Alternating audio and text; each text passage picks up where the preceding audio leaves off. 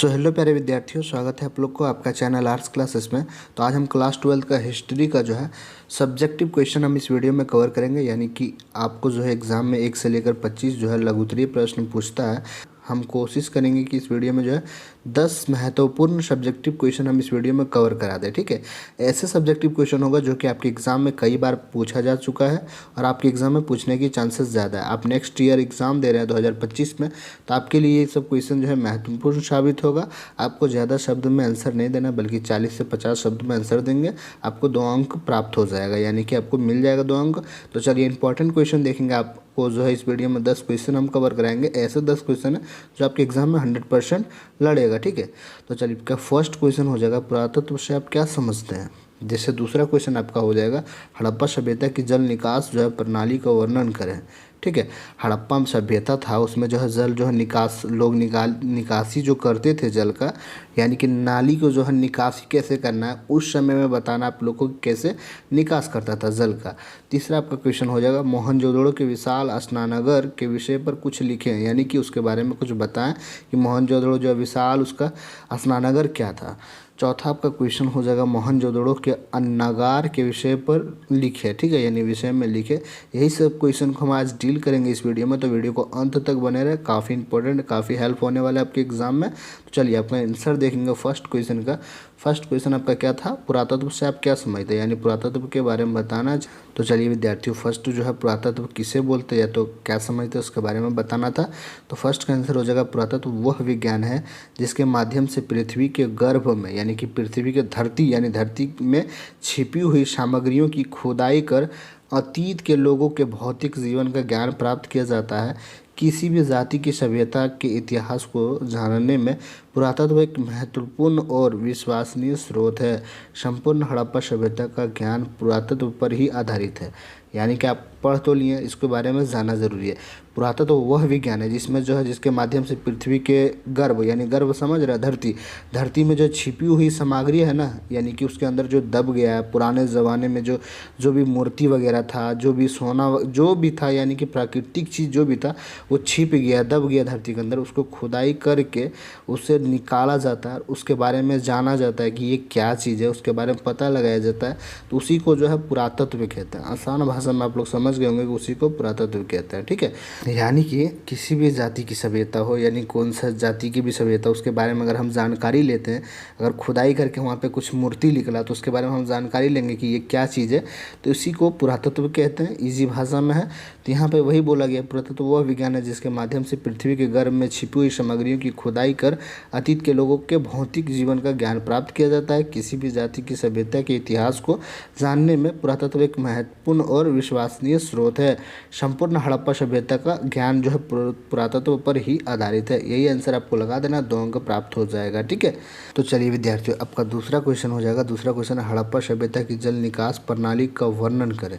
ये क्वेश्चन भी काफ़ी वीवाई एंड इम्पोर्टेंट क्वेश्चन है। जब हड़प्पा सभ्यता था उस समय जो है लोग जो है जल अपना नाली का जो है नल का जो जल कैसे निकालते थे उस समय के बारे में आपको बताना है। चलिए इनका आंसर देखेंगे क्या होगा। 2 नंबर का आपको अच्छे से डिटेल्स आपको समझाएंगे। ठीक है, देखिए 2 नंबर का आंसर हो जाएगा, हड़प्पा सभ्यता के नगर नियोजन में जल निकासी की भी विशेष प्रणाली विकसित थी। यानी हड़प्पा सभ्यता के नगर जो नियोजन का जल निकासी भी विशेष प्रणाली में विकसित थी, यानी कि आज के ज़माने से भी अच्छा उस समय था जल निकालने का उपाय। ठीक है, यहाँ के अधिकांश भवनों में निजी कुएं व स्नानागार होते थे। भवन के कमरे में रसोई घर, स्नानागार यानी नहाने का जो रूम होता है, शौचालय भी आदि सभी का जो है पानी भवन की छोटी छोटी नालियों से निकलकर गली की नाली में आता था उस समय। ठीक है, आज से लगभग यानी हज़ारों साल पहले ये सिस्टम था जो कि आज अभी हमारे वर्तमान समय में है। गली की नाली को मुख्य सड़क के दोनों ओर बनी पक्की नालियों से जोड़ा गया था। यहाँ पे क्या बोला जा रहा है, गली का जो है नाली को मुख्य सड़क के दोनों ओर बनी पक्की नालियों से जोड़ा गया था। मुख्य सड़क के दोनों ओर बनी नालियों को पत्थरों अथवा शिलाओं द्वारा ढक दिया जाता था। नालियों की सफाई एवं कूड़ा करकट को निकालने के लिए बीच बीच में नरमोखे मैन होल भी बनाए गए थे। यानी कि अभी वर्तमान समय में जितना सुविधा है उस समय हजारों साल पहले जो है हड़प्पा सभ्यता में सुविधा था। जल निकालने के लिए नाली बनाया गया था रोड के किनारे, और नहाने के लिए अलग उसका रूम हुआ करता था। कुएं भी हुआ करता था, ठीक है, बोरिंग भला नहीं हुआ करता था लेकिन कुआं हुआ करता था।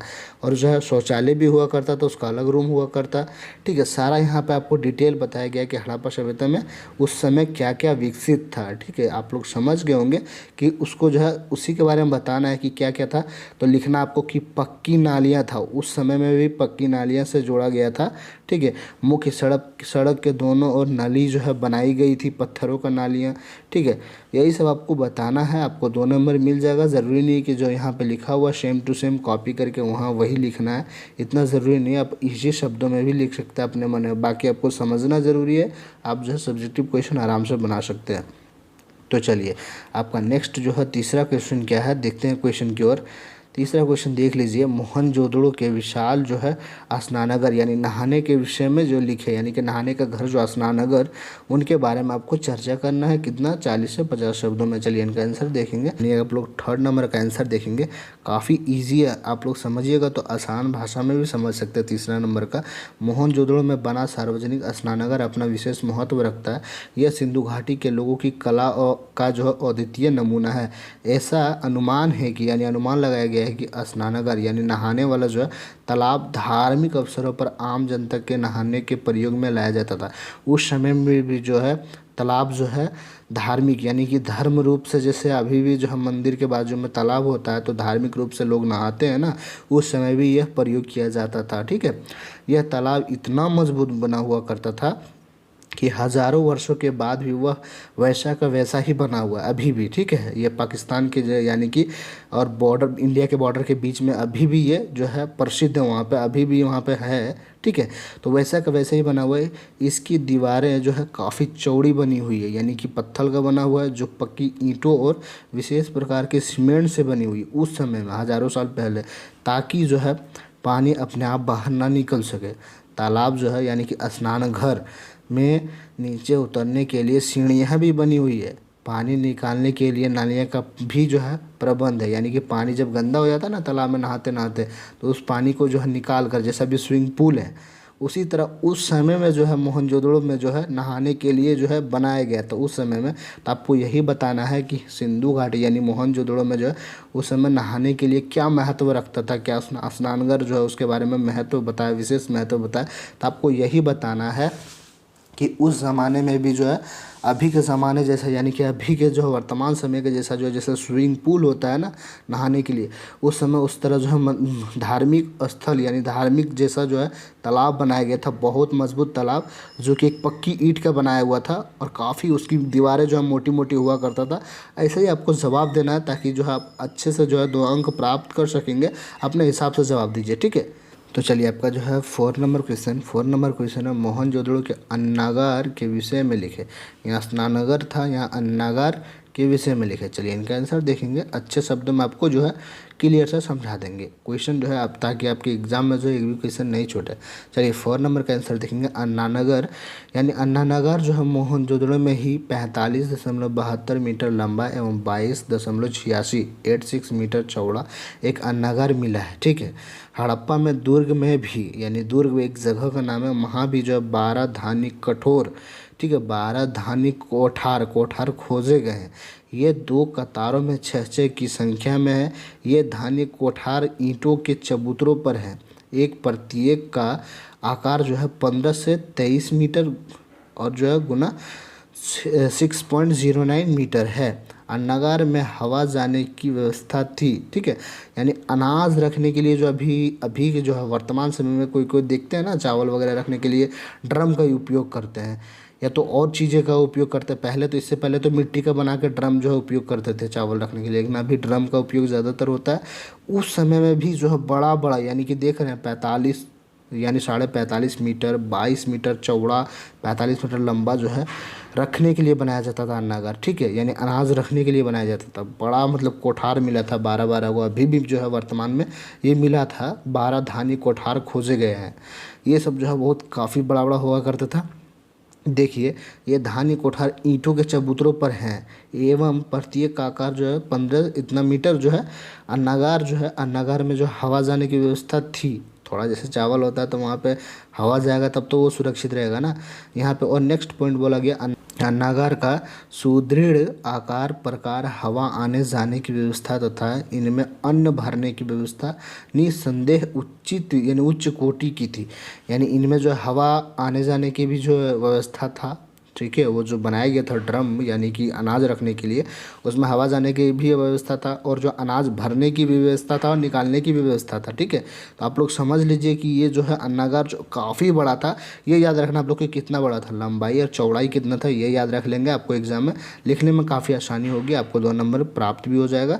ठीक है, तो ये ज़रूरी आपको याद रखना। 45 मीटर जो है लंबा था और 22 मीटर चौड़ा था, ये याद रख लीजिए और आप अपने मन से आंसर दे सकते हैं। ठीक है, चलिए आपका 5 नंबर क्वेश्चन है, मौर्यकालीन इतिहास के 4 अभिलेखीय स्रोत को लिखें। यानी मौर्य काल में जो इतिहास के 4 अभिलेखीय को लिखें। चलिए इनका आंसर देखेंगे 5 नंबर का।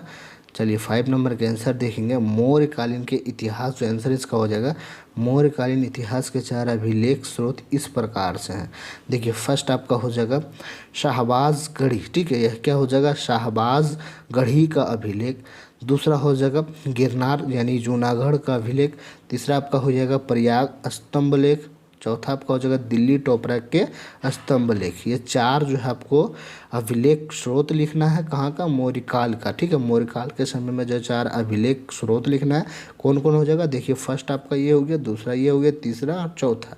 ये चारों को आपको याद ही रखना पड़ेगा, इसके लिए कोई भी उपाय नहीं है समझना। ठीक है, ये आपको याद ही रखना पड़ेगा ताकि आपके एग्जाम में पूछे तो आपको डायरेक्ट लिखना पड़ेगा ये 4। ठीक है, ज़्यादा बड़ा नहीं, बस 4 आप याद रख लेंगे, 2 अंक प्राप्त हो जाएगा। तो चलिए आपका अगला क्वेश्चन, नेक्स्ट क्वेश्चन है, मौर्यकालीन कला एवं स्थापत्य का वर्णन करें। यानी मौर्यकालीन कला एवं स्थापत्य का वर्णन करना है। चलिए इनका आंसर देखेंगे 6 नंबर का। 6 नंबर का आंसर देख लीजिए क्या हो जाएगा। ठीक है, 6 नंबर का है मौर्यकालीन कला एवं स्थापत्य डैश देखे लिखना है राजप्रसाद। ठीक है, राजप्रसाद पाटलिपुत्र में चंद्रगुप्त मौर्य का राजप्रसाद वास्तुकला का बेजोड़ उदाहरण था। फहियान के अनुसार, एक जो बाहर विदेशी यात्री आए थे भारत, फहियान के अनुसार यह प्रसाद जो है मानव कृति न होकर देवों द्वारा निर्मित है। देखिए एक स्तूप धर्म है, ठीक है, बौद्ध धर्म से संबंधित है। ये ऑब्जेक्टिव में भी पूछता है कि जो है स्तूप किस धर्म से संबंधित है, तो बौद्ध धर्म से संबंधित है। तो यहाँ पे लिखना आप लोग को स्तूप बौद्ध परंपरा के अनुसार अशोक ने 84,000 स्तूप बनवाए थे। ये भी क्वेश्चन पूछता है कि कितने अशोक ने कितने स्तूप बनवाए थे, तो 84,000। यह अतिशयोक्ति हो सकती है मगर हैंसांग भी जो है, फहियान और हैंसांग दोनों विदेशी यात्री थे। हैंसांग ने 80 स्तूपों को स्वयं अपनी आंखों से देखा था। ठीक है, हैंसांग जो है 80 स्तूपों को जो है अपने आंखों से देखा था। सांची का स्तूप मौर्य वास्तुकला का उत्कृष्ट उदाहरण है। ठीक है, स्तूप के बारे में यहाँ पे आपको पता चल गया कितना स्तूप था, 84,000 कुल। उसमें हैंसांग ने 80 स्तूपों को अपने आंखों से देखा था। सांची का स्तूप मौर्य वास्तुकला का उत्कृष्ट उदाहरण है। दूसरा देखिए लोककला, मौर्य युगीन लोककला का सर्वोच्चतम उदाहरण विशाल यक्षिणी की प्रतिमाएँ हैं। इनमें मथुरा जिले के परखम ग्राम से प्राप्त यक्ष मूर्ति, मणिभद्र एवं पटना के दीदारगंज से प्राप्त चवरधारिणी, ठीक है, चवरधारिणी की यक्ष प्रतिमा महत्वपूर्ण है। ये आपको इंपॉर्टेंट है, ये लाइन आपको याद रखना होगा, यानी नोटबुक में यानी बुक में आप जो है लिख लीजिए, ताकि ये सब याद रखना भी ज़रूरी है। एक एक क्वेश्चन क्या है कि समझ नहीं आता है तो आप लोग एक नोट भी कर लेंगे, तो 1-2 बार लिखेंगे तो आपको मन में बैठ जाएगा। ठीक है, देखिए आपका जो है श्रेणियाँ, इसके बारे में आपको लिखना होगा। श्रेणियाँ मौर्य काल में व्यवसायी एवं शिल्पी श्रेणियों में संगठित थे। इनका शिल्पियों के जीवन में वह कार्य पर नियंत्रण था। इसके माल पर सरकार 10% जो है कर यानी टैक्स लेती थी। पहले के ज़माने में भी कर जो चलता था। साहूकार जो ऋण देते थे उस पर 15% ब्याज लेते थे। ये आपको जो है ये टॉपिक को आपको याद रखना होगा, नोटबुक में ज़रूर लिख लेंगे, यानी कि कॉपी में लिख ले, स्क्रीनशॉट मार लें और कॉपी में लिख लेना, तो वीडियो को पॉज करके या रोक के आप लोग नोटबुक में नोट कर लें। चलिए आपका नेक्स्ट देखेंगे 7 नंबर क्वेश्चन। 7 नंबर क्वेश्चन देखिए, क्वेश्चन यहाँ पे पूछा जा रहा है, आपको दिखा देते हैं क्वेश्चन क्या था 7 नंबर का। देख लीजिए क्वेश्चन क्या है, किन्हीं दो गुप्तकालीन मंदिरों के नाम एवं स्थान लिखे। काफ़ी इजी क्वेश्चन है, आपको ये इजीली 2 अंक प्राप्त हो सकता है आपके एग्जाम के लिए। ये जो है क्वेश्चन को ज़रूर देख लें। किन्हीं दो गुप्तकाल, यानी गुप्तकाल जो था उसमें 2 मंदिर का नाम लिखना है और मंदिर किस जगह पे उसका नाम लिखना है। ठीक है, क्वेश्चन को समझिएगा और आंसर दीजिएगा। चलिए 7 नंबर का आंसर देखेंगे। 7 नंबर का आपको देखना है, आंसर लिखना है। गुप्तकालीन 2 मंदिरों का नाम इस प्रकार से है। फर्स्ट आपको लिखना है एरन का विष्णु मंदिर, वो किस जगह पे है, बगल में लिखना मध्य प्रदेश में है। ठीक है, लिखना एरन का विष्णु मंदिर, वहाँ डैश देके ब्रैकेट देकर आपको लिखना मध्य प्रदेश में है। दूसरा आपको लिखना है भूमरा का शिव मंदिर। ठीक है, भूमरा का जो है शिव मंदिर मध्य प्रदेश में ये भी है, और एरन का विष्णु मंदिर भी मध्य प्रदेश में, दोनों मध्य प्रदेश में है। ये जो है ऑब्जेक्टिव क्वेश्चन भी पूछा जाता है आप लोग को, तो ये दोनों जो है सब्जेक्टिव और ऑब्जेक्टिव दोनों याद कर ले, आपके लिए काफ़ी इंपॉर्टेंट है, 2025 में आपको पूछ सकता है। ठीक है, तो चलिए आपका नेक्स्ट देखेंगे 8 नंबर क्वेश्चन। 8 नंबर क्वेश्चन की ओर बढ़ेंगे। 8 नंबर देखिए, काफ़ी वीवीआई क्वेश्चन है। प्राचीन भारत में वर्ण व्यवस्था पर प्रकाश डालिए। चलिए दोस्तों, 8 नंबर का जो है क्वेश्चन जो है काफ़ी लॉन्ग क्वेश्चन है, थोड़ा समझना होगा इसको क्वेश्चन को। प्राचीन भारतीय सामाजिक व्यवस्था का आधार वर्णाश्रम व्यवस्था ही था। वर्ण व्यवस्था की नींव ऋग्वेद काल में ही पड़ चुकी थी, परंतु यह स्थापित उत्तर वैदिक काल में हुई थी। यहाँ पे दूसरा देखिए जो है, समाज में 4 वर्ण इस प्रकार से है, ब्राह्मण, क्षत्रिय, वैश्य, शूद्र। आपको पूछा भी जाएगा कि जो है कौन कौन से जो है ऋग्वेद हैं, तो ऋग्वेद कितना कितना है काल में, तो जो है 4 हो जाएगा। इसमें वर्ण 4 है, ब्राह्मण है, क्षत्रिय है, वैश्य है, शूद्र है।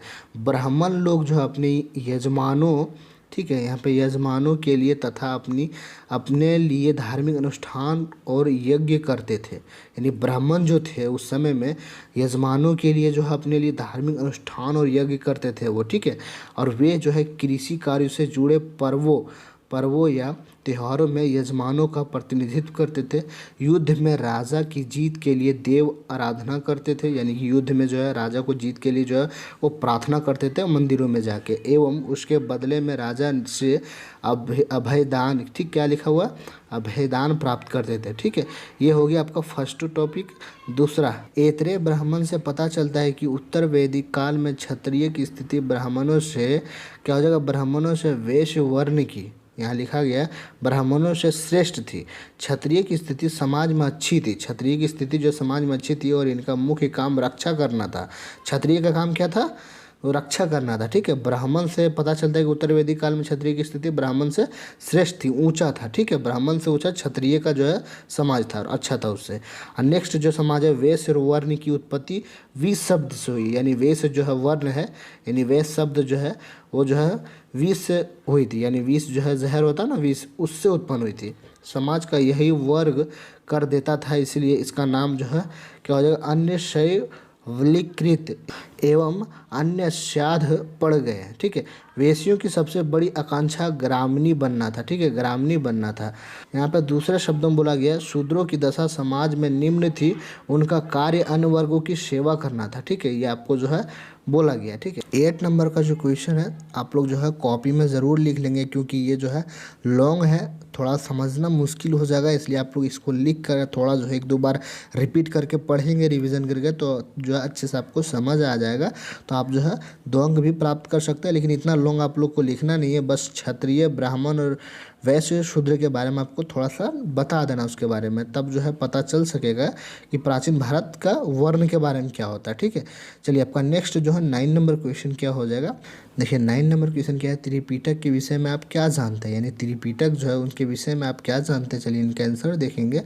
9 नंबर का आंसर हो जाएगा, देख लीजिए, त्रिपिटक जो एक बौद्ध धर्म से संबंधित था। ठीक है, आप लोग क्वेश्चन ऑब्जेक्टिव भी पढ़े होंगे कि त्रिपिटक किस धर्म से संबंधित है, तो बौद्ध धर्म से। यहाँ आंसर बोला गया 9 नंबर का, बौद्धों के धर्म ग्रंथ 3 वर्गों में विभाजित है जो त्रिपिटक नाम से पुकारे जाते हैं। यानी बौद्ध के जो धर्म ग्रंथ में जो लिखा गया है उनमें 3 वर्गों में विभाजित है, उसे ही त्रिपिटक बोलते हैं। यहाँ पे शो कर रहा है ना त्रिपिटक, यानी 3 भागों में विभक्त है, ठीक है। उसका 3 नाम पुकारे जाते हैं। फर्स्ट आपका विनय पिटक में भिक्षुओं की दिनचर्या तथा विहारों के नियम दिए हुए हैं।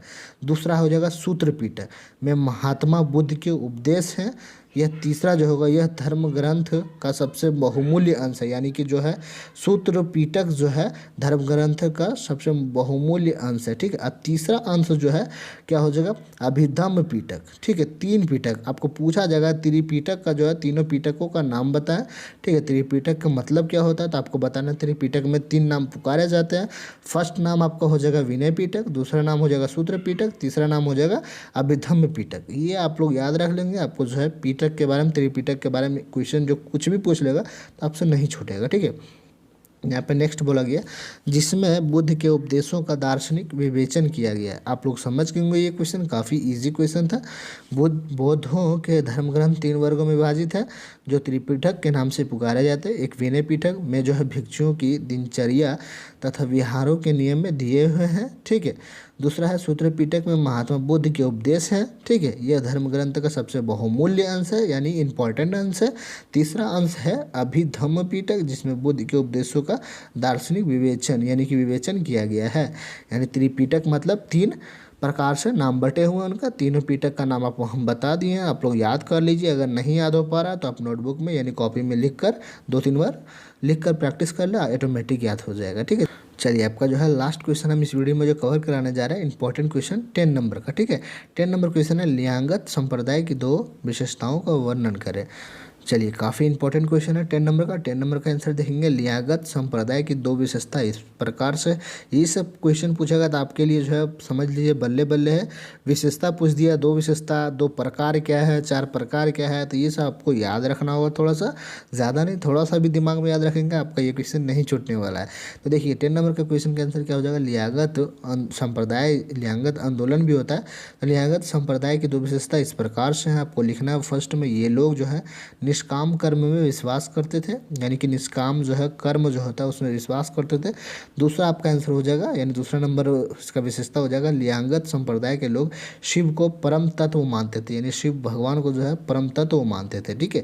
ये आपका जो है दूसरा विशेषता हो गया, समझ लीजिए इंपॉर्टेंट है। आपको थोड़ा सा याद रखेंगे तो एक भी क्वेश्चन हम यानी कि एग्जाम में नहीं छूटेगा। आपको 25 क्वेश्चन दिया जाएगा एग्जाम में, यानी 25 क्वेश्चन में से आपको 15 बनाना है। टोटल 30 नंबर का रहता है सब्जेक्टिव क्वेश्चन। ये सब्जेक्टिव क्वेश्चन जो है एक भी आपको छोड़ के नहीं आना, 25 में से 15 बनाना है। कोई खास नहीं है, आपको चुन चुन कर बनाना है, ठीक है। बोलता है ना चुन चुन के मारूंगा, उस तरह आपको जो है क्वेश्चन को चुन चुन के मारना है, यानी कि चुन चुन के उसको लिखना है। जो समझ आए ईजी लगे उसको लिखिए, यानी ये सब क्वेश्चन नहीं छोड़ना है। 2 विशेषता क्या है, 2 प्रकार बताएं, ठीक है। इजी क्वेश्चन आपको नहीं छोड़ना है, ठीक है। आराम से आप लगा के आएंगे। इस वीडियो में हम जो 10 क्वेश्चन इंपॉर्टेंट क्वेश्चन कवर कराएं। आशा करता हूं कि यहाँ से जो है आपको 2 से 3 क्वेश्चन जो एग्जाम में देखने को मिलेगा 2025 के एग्जाम में। तो जो भी विद्यार्थी अगर 2025 में एग्जाम दे रहे हैं उनके लिए काफ़ी इंपॉर्टेंट था ये क्वेश्चन। अगर आप लोग चाहते हैं कि नेक्स्ट इसी तरह का क्वेश्चन जो है सब्जेक्टिव क्वेश्चन हम हिस्ट्री का लेकर आएँ तो आप लोग जो है चैनल को जरूर सब्सक्राइब कर लेंगे। आर्ट्स क्लासेस चैनल का नाम है, इस पर जो है रेगुलर हम सब्जेक्टिव ऑब्जेक्टिव की वीडियो लाते रहते हैं। तो आप लोग चैनल को सब्सक्राइब कर लेंगे, चैनल से जुड़ जाइए ताकि जो है आपका बेस्ट तैयारी हो सके, आप लोग 400 प्लस नंबर ला सकेंगे, ठीक है, यानी अच्छा रैंक ला सकेंगे। नेक्स्ट क्वेश्चन भी अगर चाहिए देख लीजिए, इसमें से जो 25 क्वेश्चन हम दिखाए थे यहाँ पे देख लीजिए आप लोग, देखिए 25 क्वेश्चन टोटल हम दिखाए थे, ठीक है। ये सब मुस्लिम लीग द्वारा पाकिस्तान की मांग क्यों की गई थी, ये सब क्वेश्चन जो आपको चाहिए। 7 अवज्ञा आंदोलन के 2 कारण लिखे, तो आप लोग एक एक कमेंट जो हर विद्यार्थी ज़रूर कमेंट कर देंगे, ताकि हम जो कोशिश करेंगे कि आप लोग को कमेंट देखकर हम नेक्स्ट वीडियो यही सब्जेक्टिव का लेकर आएंगे, ठीक है। तो मिलते हैं अगले वीडियो में, तब तक के लिए जय हिंद, जय भारत।